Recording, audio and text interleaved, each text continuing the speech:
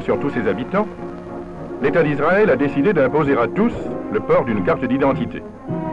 Cette opération ne va pas toujours sans difficulté, notamment dans le Negev, où les Bédouins ignoraient jusqu'à ce jour les servitudes, quelles qu'elles furent.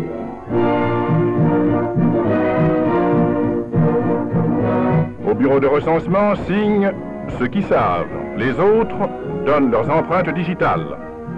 Seuls les hommes sont appelés devant l'objectif, le Coran interdisant aux femmes semblables pratiques. Devant la tombe de Theodor Herzl, fondateur du sionisme. Devant ces restes sacrés, 50 000 Israélites, le bras tendu, reprennent en cœur la formule de serment prononcée par le chef Rabbi Herzog. Si je t'oublie, ô Jérusalem, mais ô Jérusalem, comment nos frères pourraient-ils jamais t'oublier?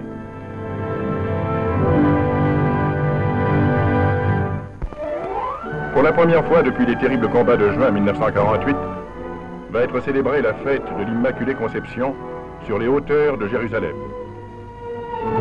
La sortie du duc de Tarnova, consul d'Espagne, et de M. Nieuwenhuis, consul de Belgique, à l'issue du service religieux, célébré en l'église de Dormition où, selon les Écritures, la Vierge s'endormit avant d'être enlevée miraculeusement au ciel. De nombreuses collectivités religieuses s'étaient fait représenter à cette cérémonie rituelle, située dans un décor biblique, mais où trop de souvenirs récents rappellent hélas la guerre.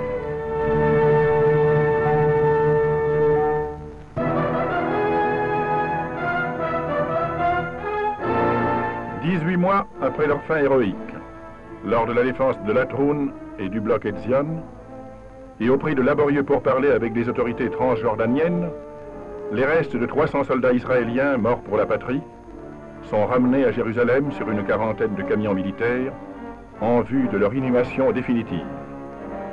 Près de 50 000 personnes assistaient à cet émouvant transfert. Parti de la synagogue de Yezurun, le convoi gagne lentement le cimetière du mont Herzl, où les héros dormiront de leur dernier sommeil. L'ultime cérémonie dans l'enceinte du cimetière, où le rabbin Herzog devait exalter le souvenir des disparus, tombés pour la délivrance d'Israël.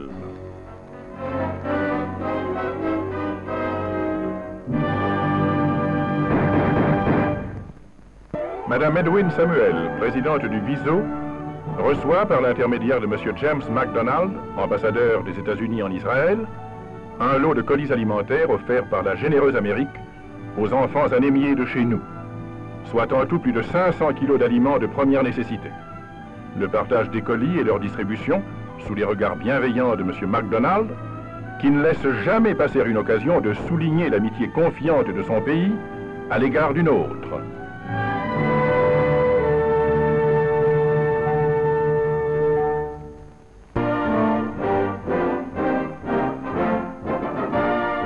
Cérémonie d'inauguration à Rehoboth de l'Institut Weizmann. On connaît les généreux projets de son fondateur et l'aide qu'il compte apporter ainsi au progrès et à la civilisation universelle. L'arrivée du président Weizmann, qu'accompagne le Premier ministre d'Israël, M. Ben Gurion.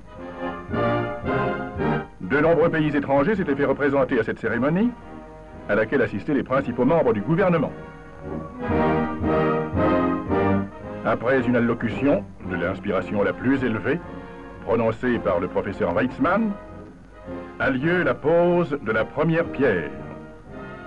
À l'intérieur de celle-ci est introduit un rouleau reproduisant les textes sacrés de la Torah.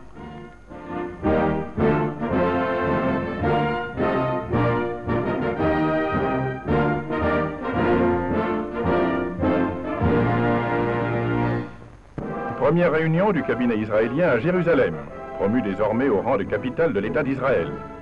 L'arrivée au siège de l'agence juive, où devait se dérouler cette assemblée historique, de messieurs Eliezer Kaplan, ministre des Finances, Maïmon, ministre du Culte, Shapira, ministre de l'Immigration, David Reims, Madame Meyerson et le docteur Rosenblut.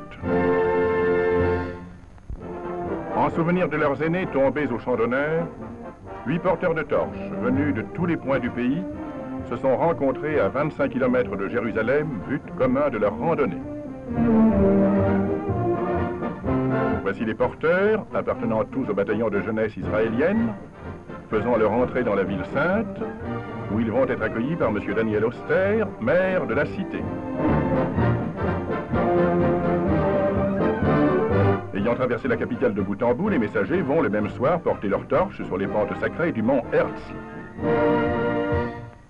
Un certain nombre de sujets arabes, hommes, femmes et enfants, sont rapatriés de Transjordanie en Israël, où ils viennent rejoindre leur famille après 2 ans de séparation. En route vers Saint-Jean-d'Acre ou Haïfa, les voyageurs sont l'objet d'un minutieux contrôle d'identité et ne seront admis à franchir la frontière qu'après avoir montré patte blanche et subi une vaccination préventive.